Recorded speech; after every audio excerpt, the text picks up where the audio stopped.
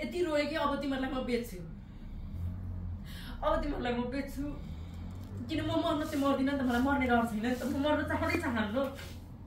तिमीहरूलाई म बेच्छु, म यहाँबाट निस्किन्छु, म यो दलदलमा बस्दिनँ भन्ने मैले प्रण गरेँ, आफूलाई प्रण गरेँ। अब उहाँ मान्नु भएन भने म एक्लै म यो प्रयास गर्छु, मान्नु भयो भने उहाँलाई नि मनाउँछु भनेर। अनि बाबा कलाकारिता गर्न विश्वको जुनसुकै कुनामा गएर पनि गर्न सकिन्छ, चन्द्रमामै पुगेर पनि गर्न सकिन्छ होइन।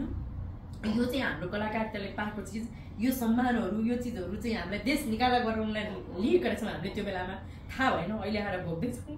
यो सम्मानहरू सबैलाई मैना राखेर हामी बाहिर जाउँ भनेर मैले उहाँलाई प्रपोज गरेँ। अब मिल्दैन मलाई थाहा छ कि उहाँ धाउन थाल्नु पनि जब केन्द्र, त्यहाँबाट सिधै अब उहाँलाई घुमाउने काम हुन्छ नि, मलाई भइसकेको थियो।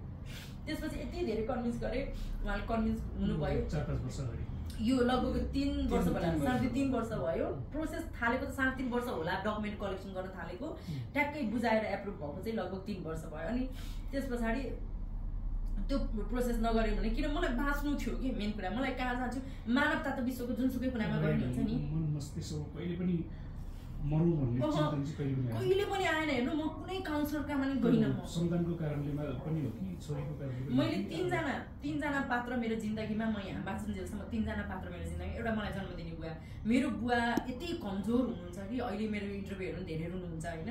मेरो बुवाले चाहिँ मलाई सानैदेखि नै, मलाई राति 10 बजे पछाडि सुटिङबाट आयो भने छोरी त आफन्तका